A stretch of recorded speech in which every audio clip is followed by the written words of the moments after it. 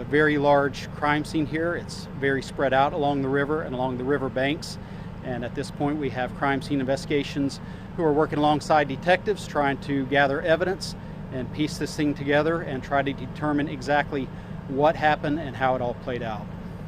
Were the victims or the two people that were shot, were they in the boat or were they on the jet ski? Okay, so we have, in one group, we had a Bayliner boat traveling with 3 jet skis. And they were coming up the river, and on the other boat that was involved was a father and son on a fishing boat. So as the boat with the 3 jet skis in its party, as they passed by, apparently something was said from the father and son's boat about the speed. We've had several complaints here in recent weeks over boaters not following the no-wake zones. So this party with the jet skis, they were coming through, and the father and son yelled something to them, possibly about their speed. And at that point, they stopped, came back around, and began an altercation. Words were exchanged, and obviously things just escalated from that point up until the point where shots rang out, and like I said, we have 2 people who were shot and injured. Do these two parties know each other, or is it just an altercation? No, we don't have any indication whatsoever that the 2 parties know each other. Like I said, it was just the one boat traveling with 3 jet skis, and the other boat was not related or connected to their party. That was a father and son on a fishing boat.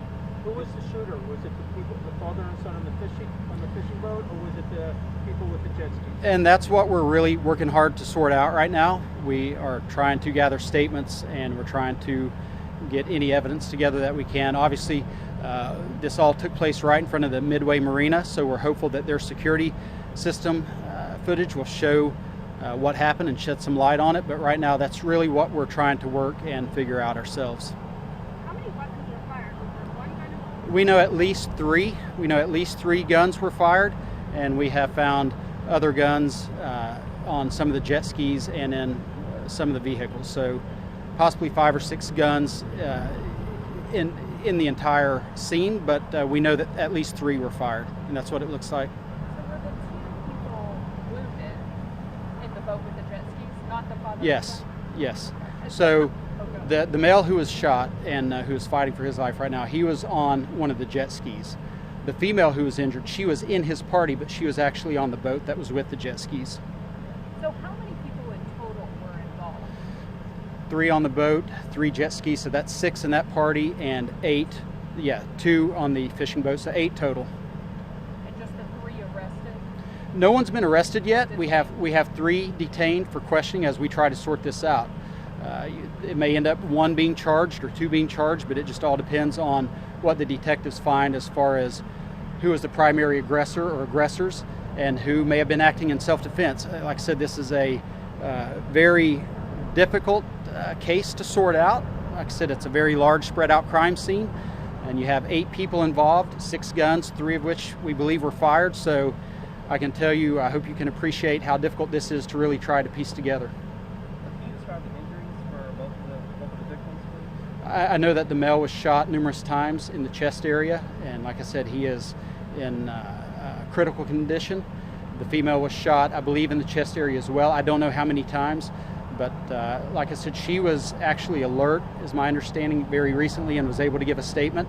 So we're hopeful that she will pull through, as well as the male also. I mean, this seems pretty wild, like a shootout on the water. Has anything like this happened? No, not that I've heard of. It is very wild. It's very senseless. I think that's a fair way to describe it. It was described to me as almost like a road rage that took place on the water, and that's, I think, a pretty fair description of it. Obviously, I would say that cooler heads always prevail. That should have been what happened today, but unfortunately, that's not the way this turned out. And what could have been a beautiful day on the water ended up being a nightmare with one gentleman fighting for his life. So it just didn't have to happen this way. You're not looking for anybody else. Everybody involved has been. That's correct. Okay. We have everyone involved, and we are talking to them. John, I saw a couple of people detained across the shore in Volusia County with a couple of FWC and some police detectives. Correct. Yes, we have people in different spots right now, again, trying to interview them, trying to get clear and accurate recollections of how this all played out. And I think really we're going to be relying heavily upon that security system surveillance footage if it sheds light, and that's what we're hoping that it will do. So that will give us a very good idea of who shot first, who may have been acting in self-defense. So the detectives obviously have a lot of work to do and a big job ahead of them. Thank you. All right. All right. Thank you all. Have a good night. You too. I